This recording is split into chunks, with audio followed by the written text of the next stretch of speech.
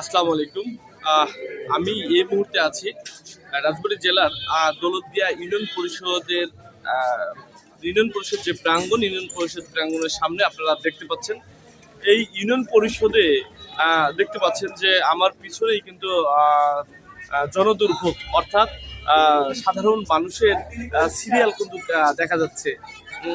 আমি আপনাদেরকে যদি বলি তাহলে প্রশাসনিক কর্মকর্তার কক্ষ অর্থাৎ আগে সচিব বলা হতো, আর এখন প্রশাসনিক কর্মকর্তা যে কক্ষ সেটির সামনে কিন্তু প্রচন্ড ভিড় কিন্তু আপনারা দেখতে পাচ্ছেন। আসলে এমন চিত্র কিন্তু প্রতিদিনকর চিত্র এই দৌলতদিয়া ইউনিয়ন পরিষদের। কারণ আমরা জনগণের সাথে কথা বলার চেষ্টা করেছি, তারা আমাদেরকে যেমনটা জানিয়েছেন যে বলেছেন যে এই ইউনিয়ন পরিষদের মেয়াদ উত্তীর্ণর পর থেকে এই ইউনিয়ন পরিষদের চেয়ারম্যান নেই, মেম্বাররা নেই, যার কারণে কিন্তু এই প্রতিনিয়ত দুর্ভোগে পড়ছেন এই অঞ্চলের মানুষরা। তাদের দুর্ভোগ বেড়েই চলেছে, কারণ তাদের কষ্টের কথাগুলো তারা কাউকে বলতে পারছেন না।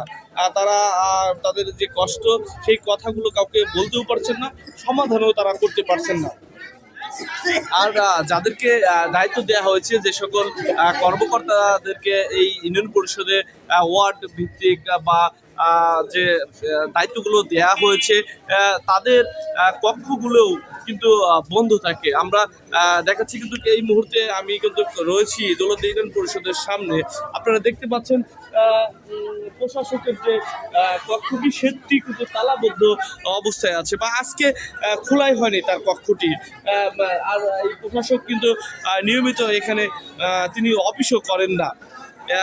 আর জনগণের যে দুর্ভোগের চিত্র আমরা কিন্তু তাদের কষ্টের কথাগুলো আমরা কিন্তু শুনেছি এবং দেখেছি। আসলে আপনার কি সমস্যা যদি একটু বলতেন, কখন ভাই?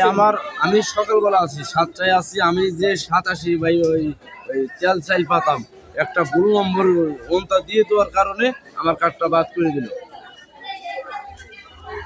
আমি আগে যাই এই রেশন কার্ড তেল ডাল দেওয়ার পরে আমি তেল ডাল পাই, এনে ওনটা একটা নাম্বার এই কার্ডের নাম্বার বলছি সেটা ভুল।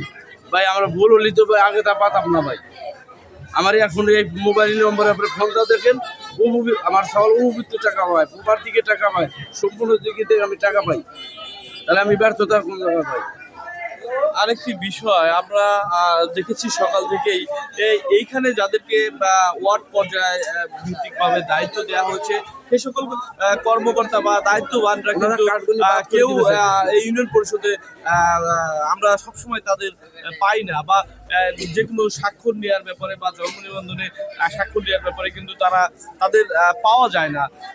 এমন কিন্তু অভিযোগ আছে এই জনগণের কাছে, এবং জনগণের যে সমস্যাগুলো সেটি কিন্তু সমাধান হচ্ছে না, বা জনগণ কিন্তু কষ্টের মধ্য দিয়ে দিন পার করছেন, বা তাদের এই কষ্ট আসলে শোনার মতো কেউ নেই, এমনটাও কিন্তু তারা আমাদেরকে জানিয়েছেন। আপনারা দেখছেন, আমরা কিন্তু সরাসরি দেখানোর চেষ্টা করছি, জনগণের কষ্টের কথা আপনাদেরকে তুলে ধরার চেষ্টা করছি, এবং এখনো অবধি পর্যন্ত আস্তে আস্তে ভিড় কিন্তু বাড়তে শুরু করেছে এই প্রশাসনিক কর্মকর্তার কক্ষের সামনে এই দৌলতদিয়া ইউনিয়ন পরিষদে। আপনাদেরকে দেখানোর চেষ্টা করছি আমরা। তবে জনগণ আমাদের কাছে বলেছেন যে জনগণের প্রত্যাশা, যে জনগণের কষ্ট যেন লাঘব হয়, এবং জনগণের এই কষ্ট যেন অতি দ্রুতই দূর হয়, সেজন্য যেন ঊর্ধ্বতন মহল এই বিষয়টি নজরে আনেন, এবং দৌলতদিয়া ইউনিয়ন পরিষদে যাদেরকে দায়িত্ব দেওয়া হয়েছে তারা যেন সার্বক্ষণিক এই ইউনিয়ন পরিষদ প্রাঙ্গণে থেকে এই জনগণের সেবা প্রদান করেন, এমনটাই কিন্তু জনগণের প্রত্যাশা, এমনটা কিন্তু আমাদেরকে জানাচ্ছিলেন।